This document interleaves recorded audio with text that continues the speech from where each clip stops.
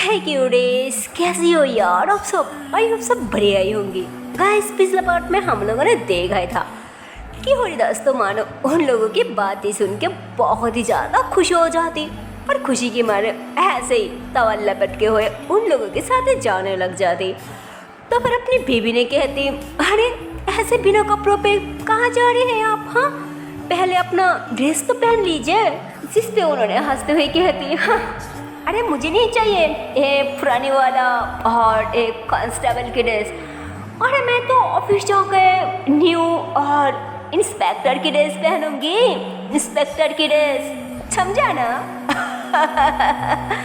तो मतलब उन्होंने ऐसे बोल के ना अपनी बीवी के साथ कॉफ़ी भाप लेके कॉफ़ी एटीट्यूड के साथ वहाँ से ऐसे ही चले जाती है ना, मतलब टॉवल लपेट के। और मानो हरिदास की भाप देख के तो ऐसा लग रहा था जैसे सारी की सारी कैडेट सिर्फ उसी की है, पर असल में बात तो कुछ और ही था ना। मतलब कैडेट तो सब शंटों की थी, लेकिन बात तो ये है कि वो कोई असली पुलिस नहीं था। वो तो सिर्फ हरिदास कांस्टेबल की ड्रेस पहना था और उसी ड्रेस पहन के वो क्रिमिनलों के पास जाके रुकी थी, जिसकी वजह से सबकी सब क्रिमिनल वहाँ से भाग जाती। बस इतनी में ही मानो उसके नाम की वजह से, उसके कांस्टेबल की ड्रेस की वजह से हरिदास को उसके प्रमोशन मिल जाते। मानो काम किसी एक की और नाम किसी और की। खैर सबकी सब वहाँ से चले जाती। उसके बाद इधर हम देखती है कि मधु और कांची ये दोनों की दोनों तो मानो अभी भी सुकून से सो रही थी कि तभी अचानक कांची की नींद टूट जाती। तो अपने हाथों को ना ब्लैंकेट के अंदर से बाहर निकालने की कोशिश करती, पर हाथ निकाले नहीं पा रही थी। तो फिर वो ऐसे ना मतलब आंखें मिलती और फिर कहती, यार ये मेरे हाथ को क्या हुआ, ये इतनी भारी सा क्यों लग रहा है? तो कांची ऐसे बोलकर ना जैसे अपने हाथ की तरफ देखती है ना, तो मानो अपने हाथ की तरफ देख के ये एकदम से शॉक्ड हो जाती कि यार ये कैसे हुआ, ये लड़की मेरे शोल्डर पे कैसे आया? और तो और ये ब्लैंकेट ये भी तो मेरे पास नहीं था ना, ये भी तो उसी के पास था, तो फिर मेरे ऊपर कैसे आया? शिट यार, हारो देखेगी तो पता नहीं मेरे बारे में क्या सोचेगी। एक काम करते हो, उसे जगने से पहले मैं दूर हो जाती हूँ, वही अच्छा रहेगा। तो मानो कांची ऐसे बोल के जैसे अपने दूसरी हाथों से उसे अपने शोल्डर से थोड़ा दूर हटाने की कोशिश करती है ना, तब मधु तो मानो उसके और ज़्यादा करीब आ जाती, मतलब बिल्कुल उसके फेस के करीब, मानो जैसे एक दूसरे की सांस टकरा रही थी। कांची तो मानो मधु की सांस साफ साफ महसूस कर पा रही थी, फील कर पा रही थी। पर मधु तो अभी भी नींद में थी ना, पर फिर भी वो नींद में ही ऐसे गरम गरम जोर जोर से सांसें सोने लग जाती। और पता नहीं क्यों अचानक कांची की धड़कन भी बढ़ने लग जाती। और मधु वो तो मानो सोते वक्त भी बहुत ही प्यारी और बहुत ज़्यादा खूबसूरत लग रही थी, जिस पर कांची तो बस उसे पागलों की तरह दिखी जा रही थी, पता नहीं क्यों, पर उसे बहुत अच्छा लग रहा था मधु। और फिर कहती, यार ये मुझे क्या हो रहा है, ठंड के मौसम में भी इतनी पसीना क्यों आ रहा है मुझे? था मतलब कांची ऐसे बोल के कहती, अब मैं क्या करूं? ये लड़की भी ना जितनी दूर करने की कोशिश कर रही हो उतनी और करीब आ रहा है। तो कांची ऐसे बोलकर ना मधु की तरफ बहुत प्यार से देखती और फिर कहती, मधु ए मधु उठो ना, अरे हटो मेरे ऊपर से, मुझे वॉशरूम जाना है और बाहर भी, और देखो कितनी सुबह हो गया ना। मधु, अरे मधु उठो ना। जिसमें मधु नींद में कहती, क्या हो गया, क्यों सुबह सुबह जगा रही हो, मुझे सोने दो ना। पता है रात में आपकी वजह से सो नहीं पाया, तो आप थोड़ा आराम से सो रही हो, तो क्या हो गया, क्यों डिस्टर्ब कर रही हो, प्लीज़ थोड़ा और सोने दो। तो मतलब मधु ऐसे बोलकर ना फिर से आराम से कांची के हाथ पकड़ के सो जाती है। तो फिर कांची कहती, अच्छा तो मैडम जी को मेरे ऊपर सोने से आराम मिल रहा है, सुकून मिल रहा है, पर इसे कैसे पता कि मेरी हाथ दुख रहा है? यार कैसा लड़की है, क्या उसे पता नहीं चल रहा है कि ये कोई बेड पे नहीं सो रहा है? यार ये किसके ऊपर सो रही है, इसलिए इसे इतना आराम मिल रहा है। यार अब क्या करूं?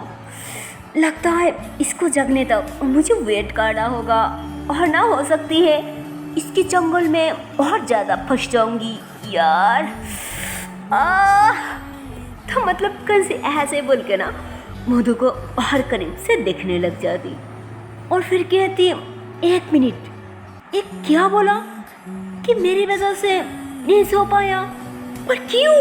मैंने ऐसा भी क्या कर दी? तो कंसी ऐसे बोल के कहती, क्या ऐसे से मेरे ऊपर सो रही है? क्या मैं भी उसके ऊपर जाके सो रही थी? नहीं नहीं नहीं नहीं नहीं, ऐसा नहीं हो सकता, मैं कभी ऐसा नहीं नहीं नहीं नहीं नहीं, कभी नहीं कभी नहीं, अरे ऐसा कभी नहीं हो सकता, कभी नहीं। तो मतलब कंसी ऐसे बोल के इतनी जोर से अपने हाथ को खींचती है ना, जिसपे मधु तो मानो एकदम से बेड पे गिर जाती, और गिरने के साथ साथ उसकी नींद भी टूट जाती। और ये तो जाहिर सी बात है ना कि कोई भी अगर नींद में ऐसे गिर जाए तो उसकी नींद टूट ही जाएगी ना। और अब तो मानो कंची भी थोड़ा हैरान हो जाती, और मधु भी। तो फिर मधु कहती, अरे क्या हुआ, इतनी जोर से क्यों फेंका मुझे? हाँ, कितनी आराम से सो रही थी मैं, क्या? हाँ बिना। तो कंची अब क्या बोले, उसे तो मानो कुछ समझ ही नहीं आ रहा था, पर फिर भी घबराते हुए कहती, ओ बाबा, अरे नहीं नहीं नहीं, कुछ नहीं, बस ऐसे ही मुझे वॉशरूम जाना था ना, इसलिए मैं फ्रेश होके आती हूँ। हाँ, तो तुम भी उठ जाना, ठीक है? तो मतलब कंसी ऐसे बोलकर ना फौरन वॉशरूम घुस जाती, और मानो कंसी जैसे ही वॉशरूम चले जाती है ना, तो इतने में ही कोई बाहर से उसे जोर जोर से बुलाने लग जाती है ना, मतलब ऐसे ही चिल्ला के कि कंची, अरे कंची, तू है क्या अंदर? कंची, अरे कंची। तो मतलब कंची तो मानो वॉशरूम के अंदर था ना, तो उसे कुछ सुनाई नहीं दे रहा था। और इधर कंसी जैसे ही वॉशरूम चले जाती है ना, तो फिर मधु वो अपनी सार पकड़ लेती, और फिर कहती, यार यह लड़की भी ना थोड़ा आराम से सोने भी नहीं देती, क्या जरूरत थी इतनी सुबह सुबह जगाने की? तो फिर ऐसे बोल के कहती, यार अब इस लड़की को क्या हो गया, यह इतनी घबरा हुआ क्यों? तो मधु ऐसे बोलकर ना खड़ी होके बेडशीट को ना अच्छे से समेटने लग जाती, मतलब सही करने लग जाती, कि तो अभी उसे सुनाई देता कि कोई बाहर से जोर जोर से आवाज़ दे रही है ना, मतलब ऐसे ही कंची कंची बोल के। तो मधु इतनी शोर सुन के कहती, यार आप कौन सी मुसीबत आ गया जो इतनी सुबह सुबह और इतनी ज़ोर ज़ोर से चिल्ला रहा है, पागल है क्या? तो मधु ऐसे बोल के ना खुद ही दरजा खुल के बाहर आ जाती है, और मधु जैसे दरजा खुल के, मतलब दरजा खोलने के बाद वहाँ पे जो पर्दा था ना, वो जैसे यहाँ तक के बाहर आती है ना, हाय क्या बोलो यार, उस कालिया तो मानो उसे देख के देखते ही रह जाती, क्योंकि मधु अभी अभी सो के उठी है ना, इसलिए उसे मानो ना दुपट्टा लेने की याद था और ना ही बाल बनाने के लिए।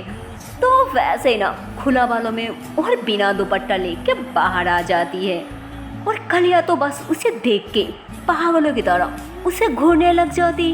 उसके बाद ऐसे ना मतलब मधु के करीब जाके मधु की चारों तरफ ना ऐसे ही घूमने लग जाती, और फिर कहती, मानो उसे नहीं कहती, बस ऐसे ही बोलती कि अरे इस स्टॉल में इतनी सुंदर सा परी कहाँ से आई जो अब तक मुझे नहीं पता? हाँ, कि तो भी और एक आदमी कहती, अरे बॉस लगता है हम गलत घर पे आ गया, कंचे की रूम शायद कहीं और होगी, चलिए हम कहीं और चलती हैं, कहीं दूसरी घर पे ढूंढती है। हाँ, और ना हमें काफ़ी लेट हो जाएगी, है ना, जल्दी चलिए। तो उस आदमी ऐसे बोल कर ना कलिया के हाथ पकड़ के आगे आगे चलने लग जाती, कि तभी कलिया अपना हाथ छुड़ाती और कहती, क्या रे रुक ना, साला इतनी जल्दी क्या काम है? हाँ, अपने बॉस को थोड़ा खस नहीं देख सकती क्या? हाँ, पहले अच्छे से जान पहचान तो होने दे, वरना हमें पता कैसे चलेगी कि ये कहाँ से आई या फिर इस परी की नाम क्या है ना?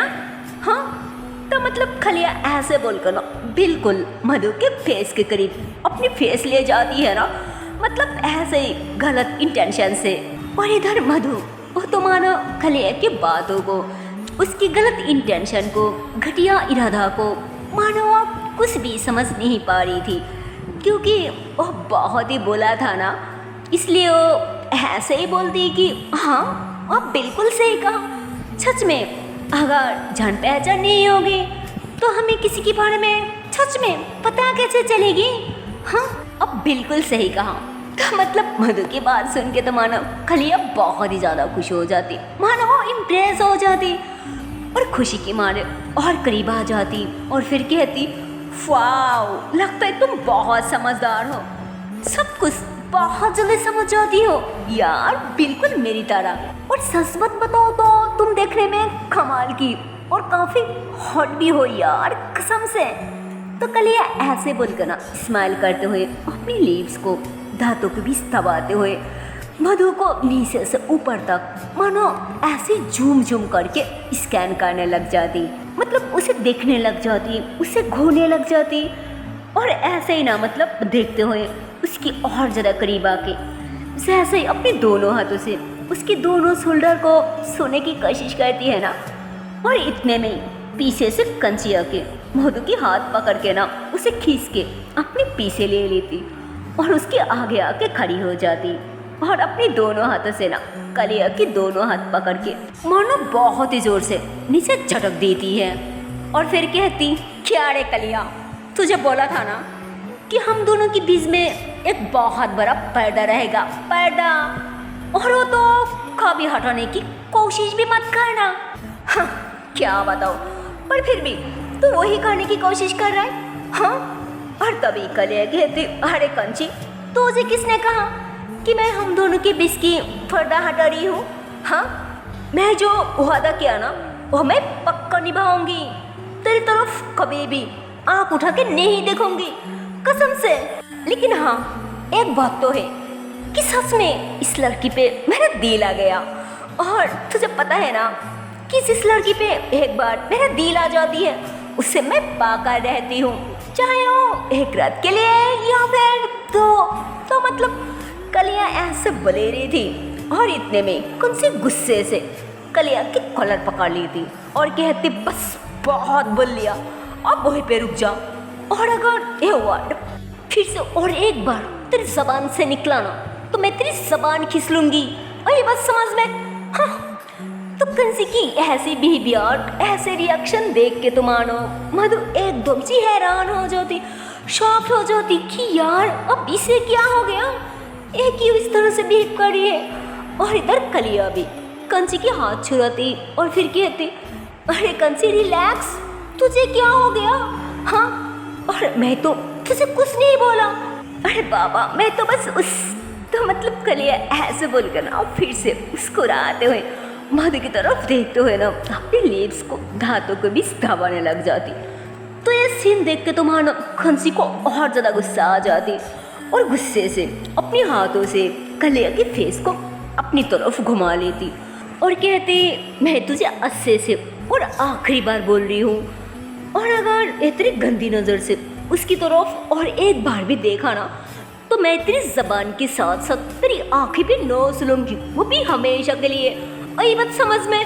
हाँ, तो फिर कलिया उसके बात सुन के तो मानो हंसने लग जाती और फिर कहती, अच्छा तो अब तेरी इतनी हिम्मत हो गई जो तू मुझ पे हाथ उठाएगी? हाँ, तो चल मैं भी देख लेती हूँ कि तू आखिर घर क्या लेती है। हाँ, तो कलिया ऐसे बोलकर ना उस सस में कंची के हाथ छुड़ाते हुए ना ऐसे मुस्कुराते हुए फिर से मधु की तरफ देखने की कोशिश करती और मानो कलिया ऐसे ही फिर से मधु की तरफ देखने की कोशिश करती है ना, और तभी कंसी गुस्से से कलिया के नाकों पे इतनी जोर से एक गुस्सा मार देती है ना, जिस पे तो मानो खलिया एकदम से नीचे गिर जाती है ना, ऐसे ही अपना नाक पकड़ के, क्योंकि उसकी नाकों पे गुस्सा मारने के साथ साथ वहाँ से काफ़ी ज़्यादा खून आ रहा था और उसे काफ़ी दर्द भी हो रहा था ना, इसलिए वो अपनी नाक पकड़ के ना वहीं पे बैठ जाती और फिर गुस्से से कहती, तुझ पे इतनी हिम्मत कहाँ से आई जो तुम मुझ पे हाथ उठाया? हाँ रुक, मैं तुझे अभी बताती हूँ। तो कलिया ऐसे बोल के ना गुस्से से अपनी नाक पकड़ के ना ऐसे ही खड़ी होती और फिर मतलब अपने साथ जो और लोग थी ना उन लोगों को कहती, मेरी बात ध्यान से सुनो, और अगर तुम लोगों को पैसा चाहिए तो अच्छे से पिटो उसे ताकि वो खड़ी ना हो सके। और इतने में घबराते हुए मधु कंसी की हाथ पकड़ लेती और कहती, अरे क्या जरूरत थी उसके साथ लड़ाई करने की? हाँ, वो तो मेरे साथ कुछ नहीं किया और अब देखो सबकी सब तुम्हें मारने के लिए आ रही है, अब क्या करोगे? कैसे बचोगे उसके हाथों से? हाँ, तो फिर कंची वो अपनी हाथ छुड़ाती और फिर कहती, अरे पागल लड़की, मैं तुम्हें कैसे समझाऊं कि उसकी इंटेंशन, उसकी इरादा कुछ ठीक नहीं था। सुनो ना क्यों क्या कह रही थी? तो फिर मधु कहती, हाँ सुनो, अरे वो तो मुझे सुंदर कह रही थी ना। हाँ सच में और भी कुछ कह रही थी कि तभी कंजी कहती, यार शिट, अरे पागल लड़के, मुझे तुम्हारे मुंह से कुछ सुनने की कोई जरूरत नहीं, तुम जाओ यहाँ से अंदर। तो कंसी मधु के साथ ऐसे बात कर ही रही थी और तो भी एक आदमी आके कंची को पीछे से इतनी जोर से एक लात मारती है ना, जिसमें कंची बहुत सीधा मधु के ऊपर जाके गिरती। और मतलब कंसी जैसे मधु के ऊपर जाके गिरती है ना, तो बस दोनों एक दूसरे को बहुत प्यार से दिखने लग जाती, क्योंकि दोनों एक दूसरे के बहुत करीब थी और साथ साथ एक दूसरे की बॉडी भी टच हो रही थी। दोनों एक दूसरे की आंखों में देख रही थी और मतलब जब दोनों एक दूसरे की आंखों में देख रही थी ना, तभी एक आदमी हाथ में एक डंडा लेके ना सीधा कंची के ऊपर भर करने वाली होती कि तभी मधु चिल्ला दी थी कि नहीं। और इतने में कंची भी मधु की आंखों में देख ली थी कि एक आदमी हाथ में एक डंडा लेके ना पीछे से उसके ऊपर भार करने की कोशिश कर रही है। तो कंची उसकी आंखों में देखते हुए ना उस आदमी के हाथ में जो डंडा था ना वो एकदम से रुक ली थी और फिर मधु को कहती, अरे तुम ठीक तो हो ना? तो फिर मधु कहती, हाँ हाँ बाबा मैं ठीक हूँ, बातें बाद में करना, पहले उसे तो संभाल लो। तो मतलब कंची मधु को ऐसे घबराते हुए देख के ना वो भी मुस्कुराने लग जाती और फिर धीरे से मधु के ऊपर से हट जाती है ना, ऐसे ही उस आदमी के डंडे को पकड़ गई और फिर खड़ी होके उस आदमी के हाथ से ना उस डंडे को खींच लेती और कोई बात नहीं करती, बस पागल की तरह सबको पिटने लग जाती है ना, मानो उसी डंडे से। तो मधु ये देख के तो मानो पागल की तरह हंसने लग जाती और ऐसे ही क्लब करते हुए कहती कि और पीटो, अरे ऐसे ऐसे पीटो ना। सो है गाइस, इसके आगे की पार्ट देखते हो नेक्स्ट वीडियो पे और देखते हो इसका आने वाला पार्ट में क्या होने वाला। तब तक के लिए टाटा बाय बाय। पर हाँ यार, जाने से पहले एक छोटी सी रिक्वेस्ट है यार, अगर वीडियो को अभी तक लाइक नहीं किया, शेयर नहीं किया तो किस बात की देरी है यार, जल्दी से लाइक कर दो, शेयर कर दो और चैनल को कर दो subscribe. Okay tata and bye bye.